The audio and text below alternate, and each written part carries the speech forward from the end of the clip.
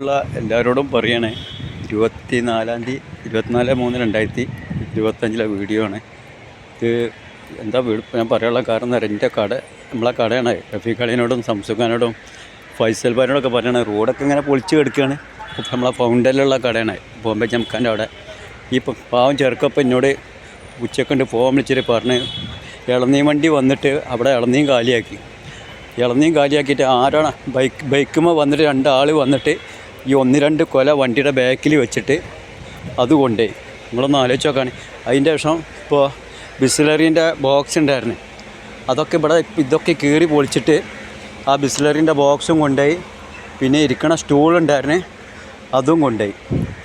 എന്താണ് ഇവിടെയൊക്കെ പറയുക? ഇവിടെ ചെറുക്കൻ പാവം എന്താ ഇത് വിറ്റിട്ട് കിട്ടുക? ഒരു ഇളനീം വിറ്റാൽ കിട്ടുന്നത് 5 ഉറുപ്പ്യയും 10 ഉറുപ്പ്യയും.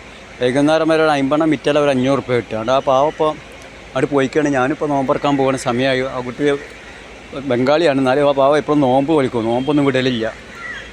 അപ്പോൾ അങ്ങനെ ഇപ്പോൾ ഞാൻ ഉച്ചയ്ക്ക് ഫോൺ വെച്ചിട്ട് പറഞ്ഞ് ഇങ്ങനെ ഇടയ്ക്കിടയ്ക്ക് ഇവിടെ ഇളനീ കാലിയാക്കി പോകുമ്പോൾ അത് കൊണ്ടുപോകും. പിന്നെ ഇവിടെ ഉള്ള വേറെ ഒരുത്തനുണ്ട്, ഈ പറ്റുകളൊക്കെ വന്നിട്ട് കട്ടുകൊണ്ടുപോവുക. ഞാൻ ആ ചെറുക്കനോട് ഞാൻ പറഞ്ഞു കൂടുതൽ നീട്ടി കൊണ്ടുപോകണം. ചെറുക്കനോട് ഞാൻ പറഞ്ഞു, കാരണം ഇവിടെ ഒരു കൊതുവല വാങ്ങി കൊടുന്നിട്ട് ഇതൊക്കെ മണ്ണൊക്കെ എടുത്ത് മാറ്റിയിട്ട് നല്ലപോലെ ഇവിടെ പലയിട്ടിട്ട് കിടന്നോ. കാരണം വെറുതെ റൂമിൽ പോയിട്ട് കിടന്നു ഉറങ്ങുമ്പോൾ ബോംബെയിലെ അവസ്ഥ അതാണ്. ബോംബെത്തെ കാര്യങ്ങളെന്ന് വെച്ചാൽ എങ്ങനെയാണെന്ന് വെച്ചാൽ എല്ലാവർക്കും അറിയണം, പറയേണ്ട ആവശ്യമൊന്നുമില്ല. കാരണം അവനാൻ ഇവിടെ കടർച്ചിൽ കണ്ണി കണ്ടെടുത്ത് പോയി കിടന്നാൽ പിറ്റേ ദിവസം തിരിച്ചു വരുമ്പോൾ അതിന് അയിമ്പത് കുറേ സാധനങ്ങളും കളവോ. ഇവിടെയൊക്കെ ഇവിടെയൊക്കെ കിടന്ന് ജീവിച്ച ആൾക്കാരാണ്. ഇത്ര കൊല്ലമായി അറിയോ? എനിക്ക് 47 വയസ്സായി. അപ്പോൾ തന്നെ 39 കൊല്ലമായിട്ട് ബോംബെയിൽ ഉള്ള ആളാണ് ഞാൻ. എല്ലാവർക്കും സംസുഖാക്കോ റഫീഖ് അളിയനും സർവ്വ ആൾക്കാർക്കും അറിയാം. കാരണം അത്രയും ചെറുപ്പം മുതൽ 7 വയസ്സിൽ എന്നെ ഇവിടെ കൊടുന്നതാണ്. ഈ കൊടുന്ന മുതൽ കഴിയാതെ റോട്ടുമ്മ കൊടുന്നിട്ട് ഇവിടെ കിടന്നിട്ട് ജീവിച്ച ആൾക്കാരാണ്. ഞാൻ മാത്രമല്ല, ഒരുവിധം ഇളനീ കച്ചവടക്കാരൊക്കെ പണ്ടത്തെ ആൾക്കാരൊക്കെ റോട്ടുമ്മ കിടന്ന് ജീവിച്ച ആൾക്കാരാണ്. അങ്ങനെ വളരെ പ്രയാസപ്പെട്ടിട്ടും ബാത്റൂമിൽ മുനിസിപ്പാലിറ്റി പോയിട്ടൊക്കെ കക്കൂസി പോയിട്ട് ലൈൻ വെക്കണം.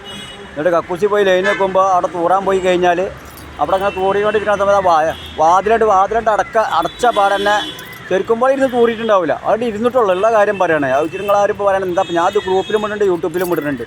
അപ്പോൾ അവിടെ ഇരിക്കാൻ നേരത്ത് ഈ മനുഷ്യന്മാരെന്താ ചെയ്യണമെന്ന് പറയാം. കൈ കുടിഞ്ഞ ഒരു മിനിറ്റ് അവിടെ ഇരിക്കാൻ നേരത്ത് ബാത്റൂമിൽ ഡോറുണ്ട് അടച്ചു കഴിഞ്ഞാൽ അവിടെ ഇരുന്നിട്ടുള്ളൂ, ഒരു മിനിറ്റ് കൂടി ആയിട്ടുണ്ടാവില്ല. അപ്പോൾ ഇതിന് വേറെ അടുത്ത വന്നിട്ട് ഒരു ഒറ്റ മുട്ടില്ല വാതിലിൻ്റെ മുകളിൽ.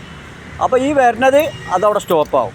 എന്നിട്ട് പിന്നെ രണ്ടാമതും ഉണ്ടാക്കി പിടിച്ച് വരുമ്പോഴത്തേന് അപ്പോൾ ഇതിന് വേറെ അടുത്ത വന്നിട്ട് ആ മുട്ടണ്.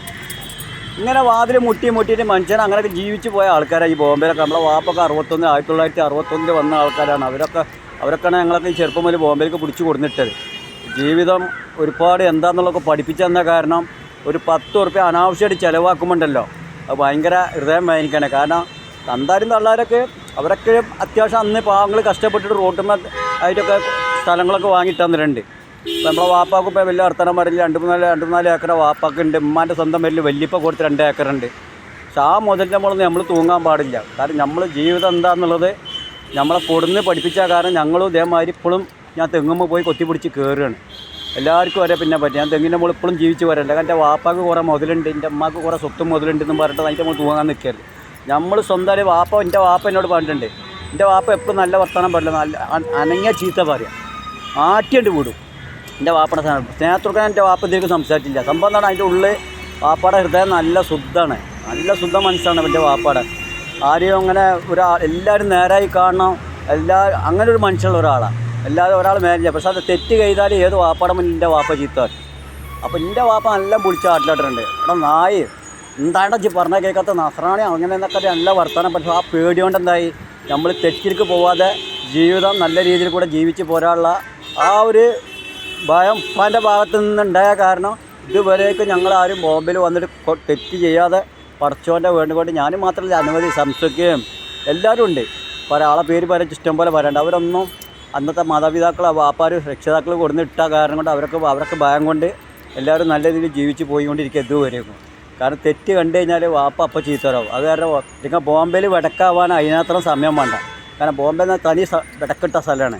പക്ഷെ നേരായി കിട്ടിയാലോ എന്നാൽ സ്വർഗം പോലെ ജീവിക്കുക, എന്നാലോ അല്ലെങ്കിൽ നരകം പോലെ ജീവിക്കുക. അങ്ങനെയാണ് ബോംബെയിലെ പരിപാടി. കൂടുതൽ നീട്ടിക്കൊണ്ടുപോകണില്ല. പറയാൻ നിന്ന ഒരുപാട് ചരിത്രങ്ങൾ പറയാനുണ്ട്. ഞാൻ ആ ചെറുക്കനോട് പറഞ്ഞ ഇവിടെ കിടന്നോ, ഇവിടെ കൊതുവാല ഇട്ടിട്ട് ഒരു സ്റ്റൗവും 2 പാത്രവും മേടിച്ചിട്ട് വേറൊരു കടയും കൂടി ഉണ്ട് എനിക്കവിടെ. 2 ആളും കൂടി രാത്രി ഇവിടെ വന്ന് കിടന്ന് ഉറങ്ങിയാൽ മതി, ഒരു കുഴപ്പമില്ല. ഒരാളെന്ന് ഞങ്ങളൊക്കെ അങ്ങനെ ജീവിച്ച ആൾക്കാരാണ്. അല്ലാതെ താജ്മഹൽ 5 സ്റ്റാർ ഹോട്ടലിൽ പോയി കിടക്കാൻ പോയാൽ ആകെ വൈകുന്നേരം വരെ ഇരുന്നാൽ കിട്ടുന്ന ഇളനീൻ്റെ മുകളിൽ 500 ഇളനീൻ്റെ മുകളിൽ 10 റുപ്യ, 60 റുപ്യ, 54 റുപ്യ, 52 റുപ്യ ആയിരിക്കും ഇളനീൻ്റെ വില. വിറ്റെന്താ കിട്ടുക?